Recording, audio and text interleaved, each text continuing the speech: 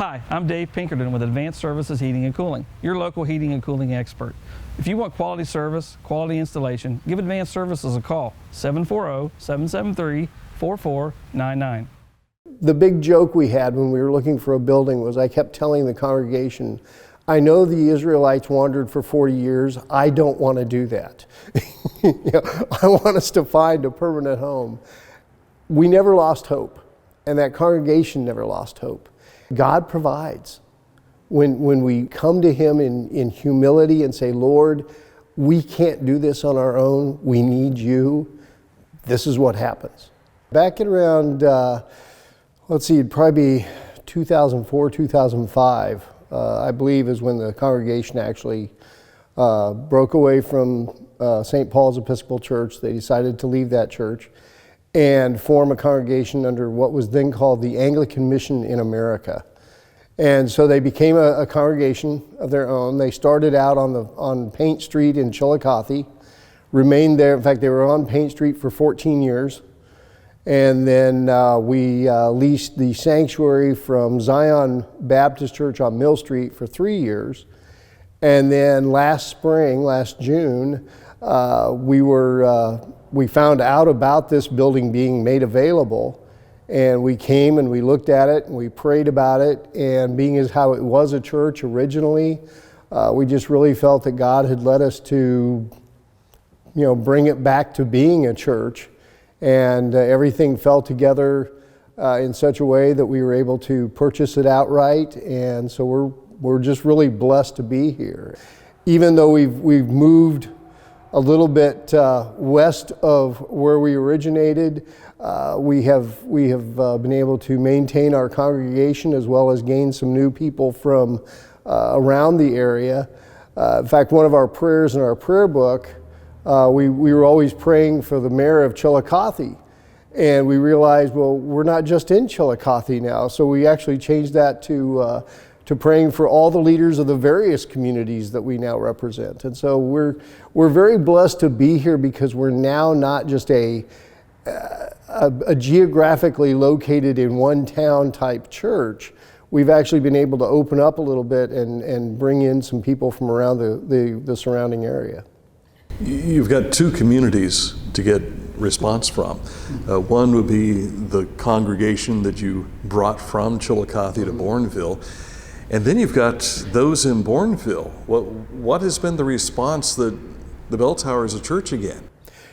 It's been wonderful. Everyone, from the time that we moved in and started working on the building to get it back into using it as a church, we've had so many people just come and say they were just happy to see it as a church again. We've got two of the older gentlemen here in the neighborhood who even came and started helping us mow the lawn and just do whatever they felt they could to help us out in that way. The people who had it when it was the bell tower have come by and seen what we've done with it, and we're very happy because one of the things that we chose to do was keep as much of the historical aspects of the building as we could. So we didn't reform anything. And we even kept all the murals that were painted back when it was the bell tower, including the name the bell tower. We've kept all of that because we want it to be a reminder of the community that it was originally a church, and then it was used as a Christian mission, and now it's a church again, and that's all part of its history. So it's kind of a unique building in that we feel like we're just inhabiting a place that God prepared decades ago for Christian ministry. Often we've seen God moments, and you and I were talking about how the money fell together for this, and then the discovery of a bulletin from the first service. Interesting story how all that has come together.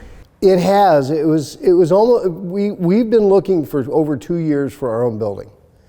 And many times, my sister lives in Hillsborough. And so driving past here, so many times I would see this building, and other members of our church would, driving to Bainbridge and Hillsborough and places like that, we would always drive by and always say, what's with that building? Why isn't anybody in there? What's going on with it?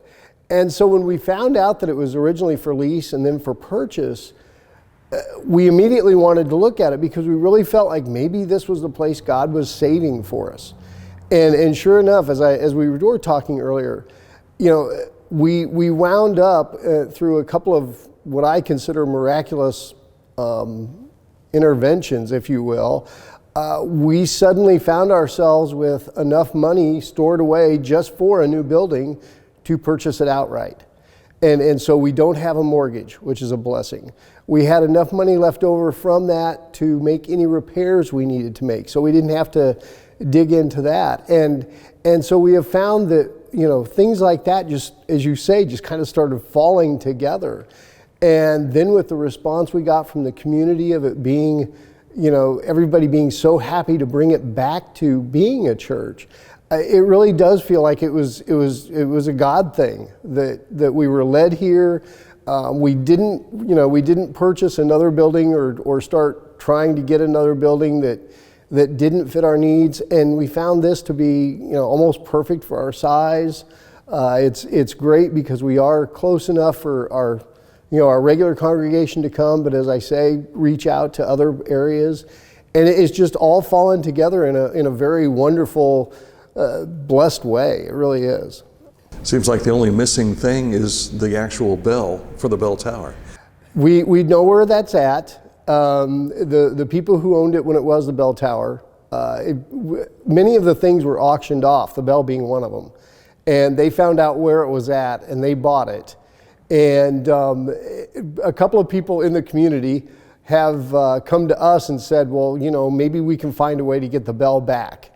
And I said, well, that's part of its history, but at the same time, the family who owned it and really kind of really fixed it up in a lot of the ways that it is now. I said that's part of their history, and so I don't really feel bad that they have it. I know where it's at, but it's kept by the people who really were caretakers of this building for so long, and that's a wonderful thing. The funny thing is, we do have bats in our bell tower. We found that out. Right now they're down in caves in South Ohio. I understand they migrate, but we have them, and at night we watch them fly away during the summer, but they come back every day. So we still have bats in our belfry, if as any church ought to, I guess.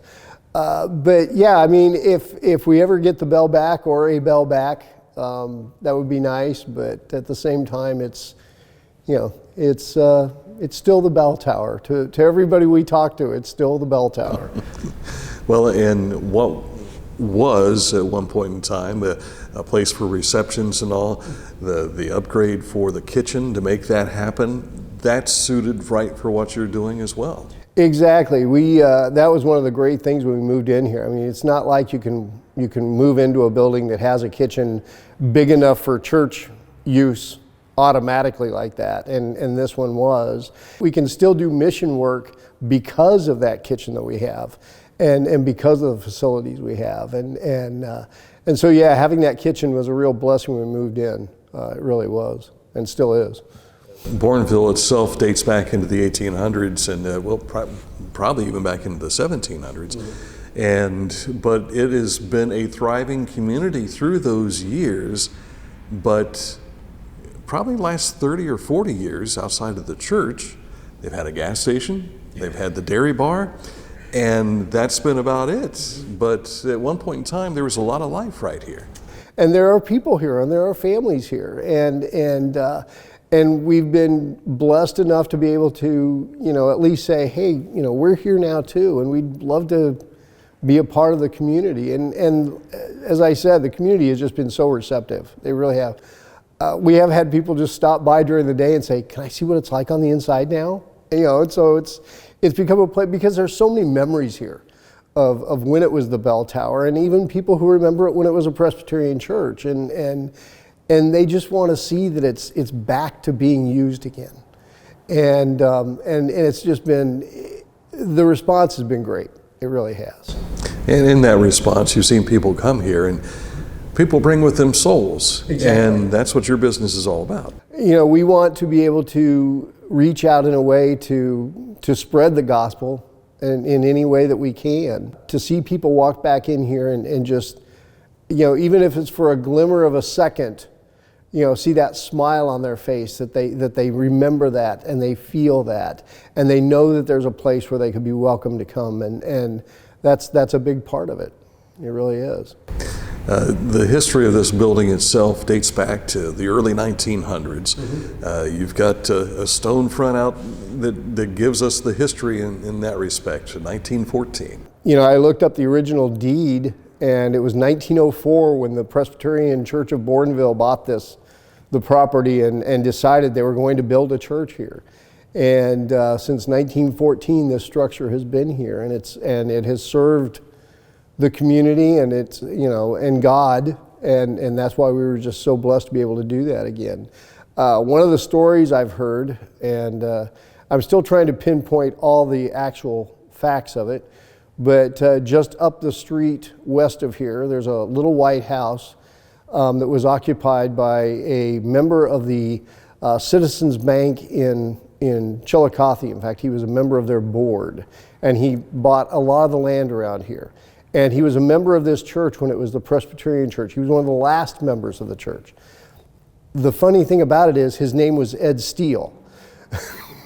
And so when I came back here, or when we got here, and a couple of the people who live around here went, you have the same name as one of the men that used to go there all the time. And so we've often wondered if he's watching. I know where he's buried because I can see his tombstone from the road. But that was kind of an interesting tie-in as well when we talked about all the different things that, the money falling into place and the building being open at the time and then somebody said, yeah, and Ed Steele used to be a member here. It was like, okay, that's really kind of scary, but there's a lot of wonderful history to this building, and there's just, I've yet to come in here.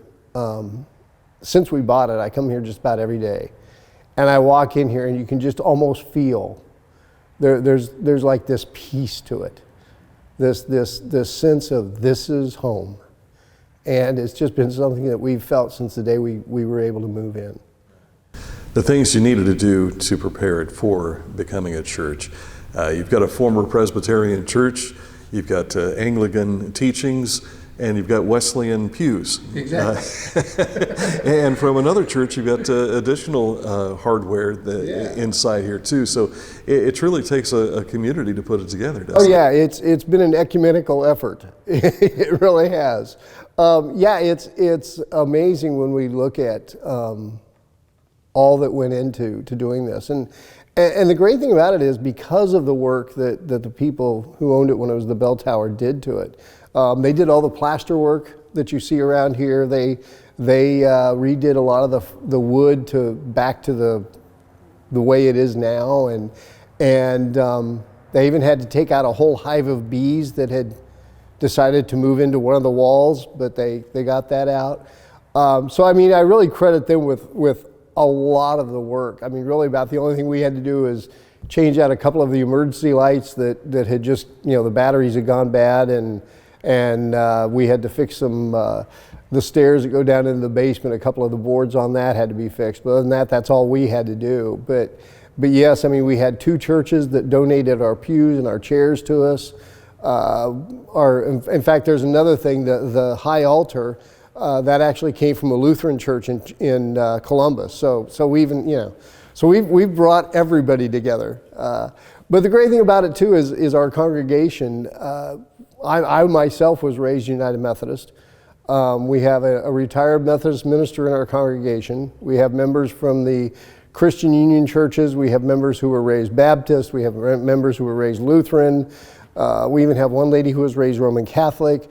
And so we've all kind of come together anyway. And so it really is a community effort. Even our congregation itself is a group of people who came together 18 years ago to form a congregation. And even though they came out of an Episcopalian church and that was the tradition, we really feel a part of every one of those traditions, because I think that's what Christianity ought to be. We're all one church under God and under the leadership of Christ, and as long as we remember that and remember that He's the one that's in charge, then we'll be okay. We'll be okay. I picture just a group of people all brought together under one blood. Exactly. And that's it. It's, we have one Lord, one Messiah, and as long as we follow His teachings and His commandments and the way that He intended them to be, we'll be okay. We'll be okay. As rector, I've been so blessed. I was actually raised in Nebraska. I did 20 years in the Navy before I ever went into the ministry.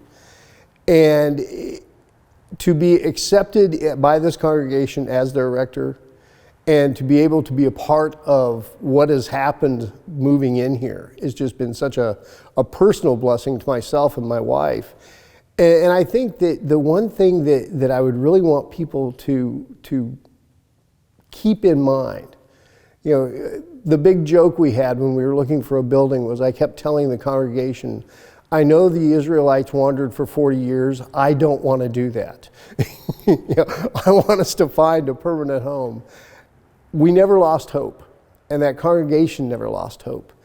And I think that's the one thing I want people to see out of this, is that God provides. When we pray with earnest, and when we come to Him in humility and say, Lord, we can't do this on our own, we need You, this is what happens. We ended up with a place that we could have never possibly imagined that we could have. We looked at a lot of different buildings thinking, we even looked at an old pizza place on Blaine Highway, okay? That tells you something. We were looking at anything. Never did we imagine that God said, I have a church for you. And this is it. And it really is. It's just been such a blessing. And so I really want people just, remain hopeful, remain prayerful, and remain humble before God. And He will provide.